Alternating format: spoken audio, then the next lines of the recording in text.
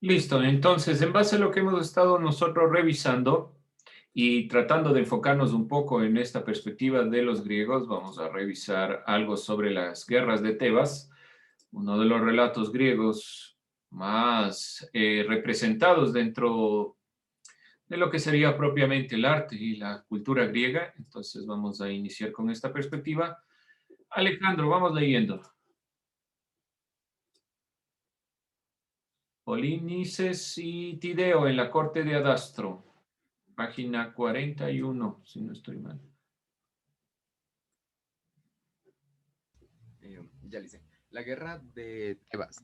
Polínices y Tideo en la corte de Adastro, Adas- Adrastro, sí, Adrasto, hijo sí. de Talao, rey de Argos. Tuvo 5 hijos, 2 de ellos mujeres, Argía y Deipile. Acerca de ellas le habían dicho un singular oráculo, que un día las daría por esposas, una a un león y otra a un jabalí. En Vamos. vano el rey quebraba la cabeza buscando la explicación de la oscura sentencia, y cuando las muchachas llegaron a la edad, Nubi pensó sacarlas de manera que no fuese posible la realización de la inquietante profecía. Pero la palabra de los dioses no podía ser burlada. De 2 lados opuestos, 2 fugitivos entraron en Argos.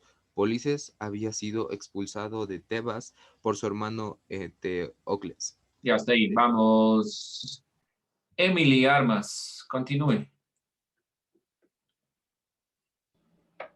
Tideo, hijo de Eneo y de Peribea, hermanastro de Meleagro y Dayanira, había huido de Calidón, donde en el curso de una cacería había involuntariamente dado muerte a un allegado.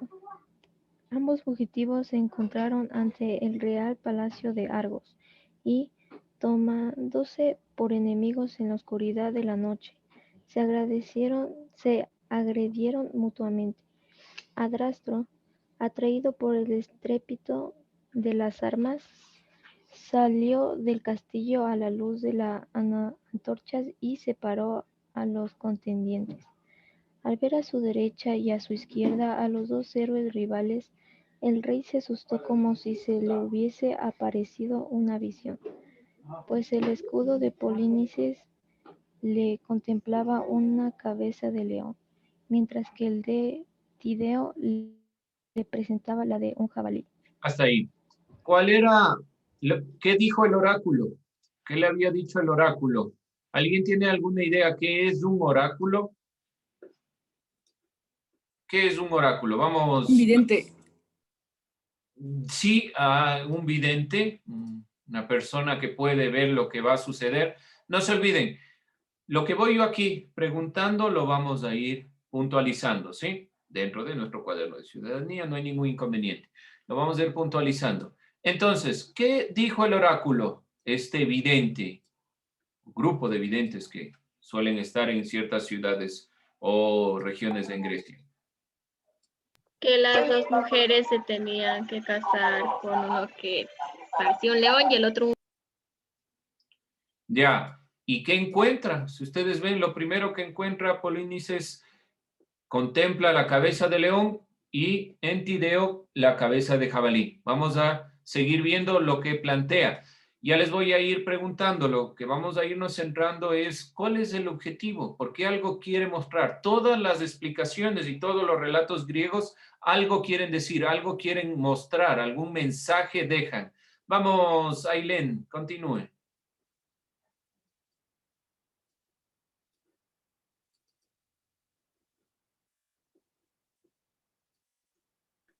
El primero llevaba aquel emblema en el escudo en honor de Hércules. El segundo había elegido el suyo en recuerdo a la cacería del jabalí de Calidón y de Meleagro. Entonces comprendió Adrasto el significado de la oscura sustancia de oráculo e hizo de 2 fugitivos sus yernos polineses, obtuvo la mano de la hija mayor. Argía Dípile fue la esposa de Tideo. Siga. A ambos prometió el rey ayudarles a volver a sus patrias respectivas de donde habían sido expulsados.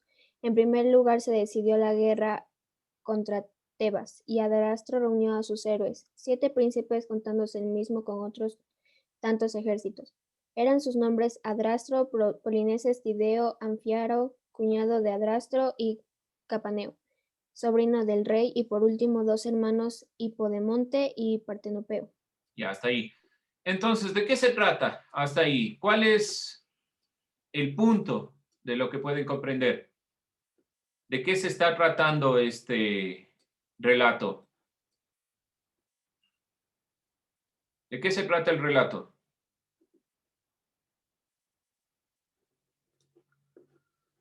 Jóvenes, ¿de qué se trata? A grandes rasgos, ¿de qué se está tratando el texto?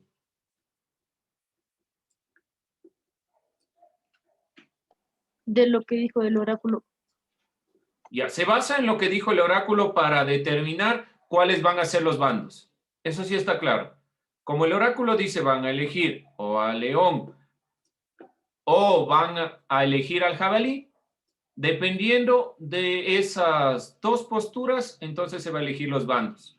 Por esta que parece una casualidad donde se encuentran los escudos, se determinan las mujeres que van a ir para el jabalí o para el león. Entonces, ¿cuál es el objetivo? ¿Qué está tratando de mostrar? Primero, lo que dijo el oráculo. Y en segundo lugar, el origen de la guerra. ¿Dónde se origina la guerra según esta perspectiva mitológica? Desde el oráculo. Y pueden ver esto muy claro en algunos de los escritos de los griegos. Por ejemplo, Edipo Rey también se manifiesta directamente un oráculo y hay un destino que deben cumplir. Aquí también está muy latente el destino para que inicie esta guerra. Vamos a seguir puntualizando. Leslie Carrillo, continúe. Pero Anfiara, el cuñado del rey, y que durante mucho tiempo fuera su enemigo, era profeta y como tal previo el desgraciado fin de toda acompañada. Después de esforzarse inútilmente en persuadir a Diasto y a los demás príncipes a que desistieran de la empresa, buscó un buen refugio, conocido únicamente de su esposa Enfile, hermana del rey, y se ocultó en él con todo secreto. Los seres estuvieron buscándole largo tiempo, pues sin él, a quien llamaba Adrasto, el ojo de su ejército, no se atrevía el monarca a lanzarse a la campaña. Ahora bien, Polinices, al huir de Tebas, habíase llevado el collar y el Evo, nefastos presentes de Afrodita a Amonía en ocasión de su boda con Cadmo, fundador de Tebas, y que había sido la perdición de cuantas personas los habían llevado. Ya, hasta ahí. Vamos, continúe, Mercedes. Lisa, ahí no tengo la hora. Bueno, Me vamos, olvidé. Daniela Campo Verde. Aquellos regalos habían traído la desgracia, además de armonía, a Semele, madre de Baco, y a Yoscata, la última en poseerlos, había sido Argia, esposa de Polineses, destinada también al infortunio, y entonces decidió su marido utilizar el collar para sobrar a Erifile, para revelarse a él y sus compañeros de armas, el lugar donde se hallaba oculto su marido. Largo tiempo llamaba la mujer envidiado a su sobrina aquel mágico atavío con que la honrara el extranjero. Al contemplar ahora las fulgentes piedras preciosas y broches de oro de collar, incapaz de resistir a la atención, haciendo que Polinices le siguiera, sacó a Anfiaro de su refugio. Este no pudo ya esquivar su partido en la campaña, tanto menos cuanto anteriormente, al reconciliarse con Adrasto y recibir de él a su hermana el matrimonio. Había prometido dejar a su esposa como árbitro de toda descensión que Disensión. pudiese ocurrir con su cuñado. ¿Ya? Hasta ahí. Finalmente dice, en consecuencia, pertrechóse para la guerra y reunió a sus seguidores, pero antes de partir, llamando a su presencia a su hijo Alcmeón, le obligó a prestar el sagrado juramento de que, en cuanto supiese su muerte, le vengase sobre su madre desleal. Bien, vamos nuevamente a ir puntualizando. Hay muchas cosas. ¿Qué es lo...? Bueno, les voy a preguntar antes de ir haciendo un análisis. ¿Qué es lo que les llama la atención? ¿Qué es lo característico que ustedes pueden evidenciar en este texto griego? ¿Qué es lo que llama la atención? Así, simplemente a la vista. ¿Qué les llama la atención?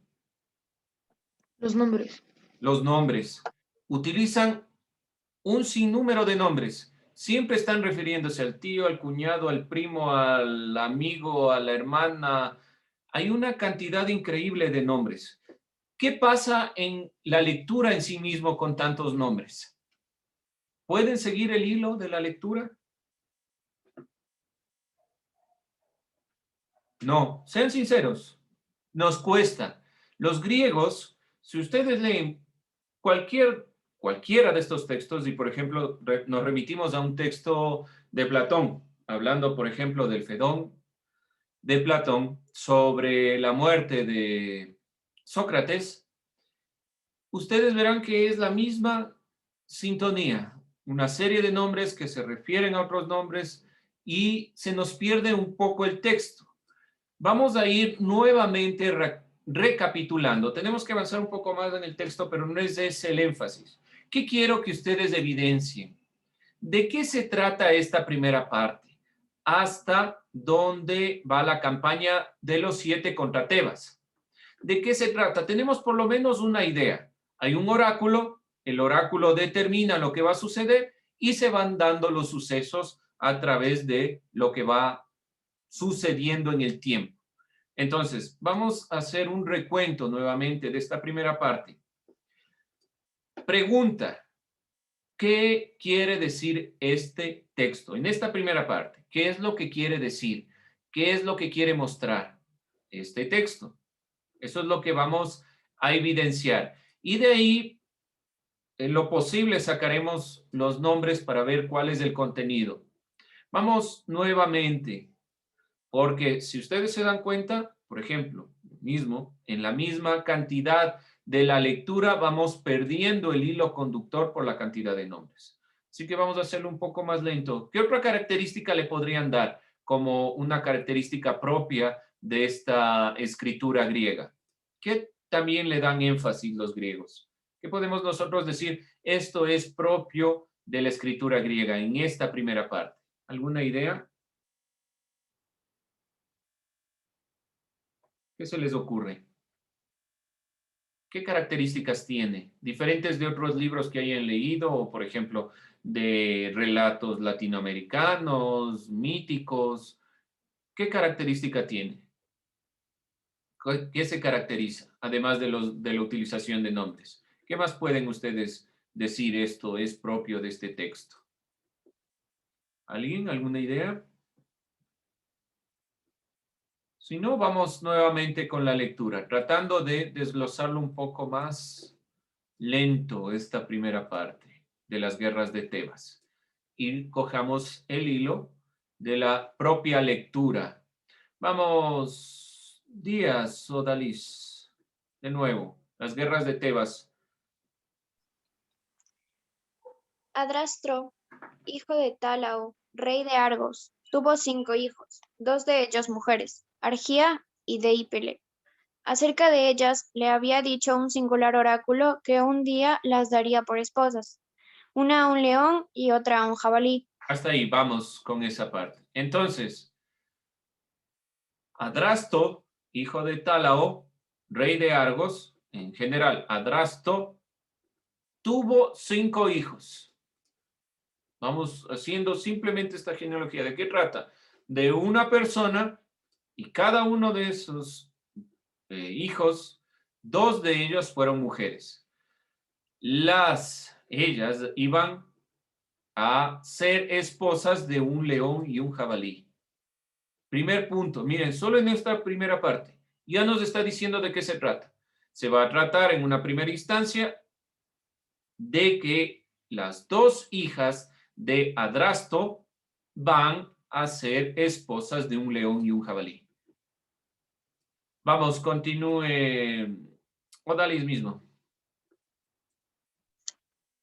En vano el rey se quebraba la cabeza buscando la explicación de la oscura sentencia. Y cuando las muchachas llegaron a la edad núbil, pensó casarlas de manera que no fuese posible la realización de la inquietante profecía. Hasta ahí. Bien, ahora, ustedes van leyendo a quienes les voy preguntando y vamos sacando las ideas, ¿sí? Para tener en general todos la misma idea. Luis, vamos, continuemos. Me acabo de perder, profe. Estamos en el tercer párrafo, pero la palabra... Estamos en la página 44, ¿verdad? 41. Vamos regresando nuevamente. En el tercer párrafo, nuevamente analizando la 41. ¿Sí? Pero la palabra de los dioses no podía ser burlada. De dos lados opuestos, dos fugitivos entraron en Argos. Polínices había sido expulsado de Tebas por su hermano Eteocles. Ya, siga hasta el siguiente punto del siguiente párrafo y me cuenta qué se entendió aquí.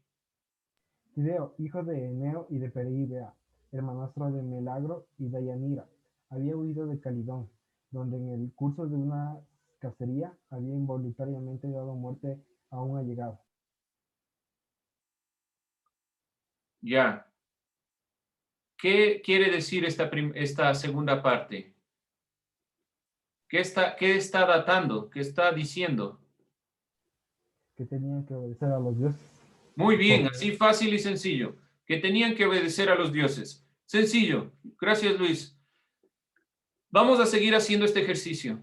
Yo sé que puede ser un poco cansado, pero no es lo mismo leer tal vez un cuento sencillo en donde el lenguaje es mucho más fluido que en las características propias de un lenguaje donde tiene que haber una traducción del lenguaje griego, una interpretación y demás elementos para que nosotros podamos ir comprendiendo. La primera parte, como ustedes pueden ver, quería huirse de lo que dijo el oráculo, no quería que las hijas de Adrasto sean quienes se casen con un león y un jabalí, pero posteriormente a los dioses no se les puede huir, ¿sí?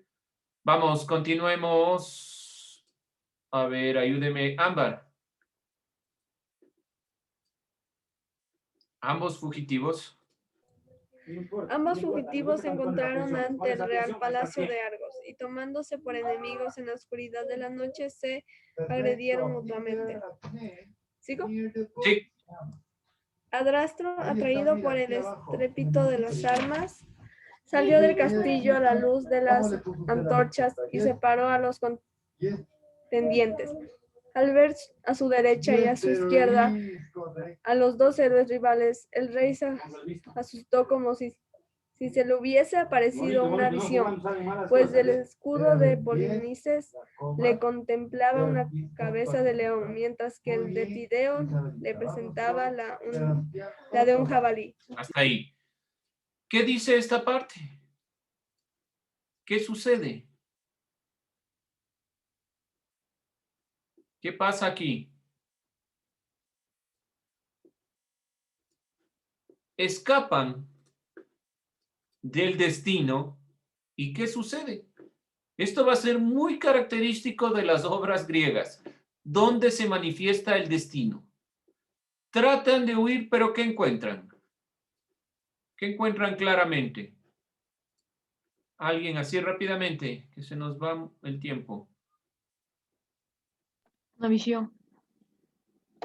Una visión, ya. ¿Y qué muestra esto? Más que una visión, en realidad, algo muy concreto, porque recuerden que la visión era que se iba a casar con un jabalí y que se iba a casar con un león, pero encuentran y contemplan directamente que aparece en esta consideración la cabeza de un león y la cabeza de un jabalí.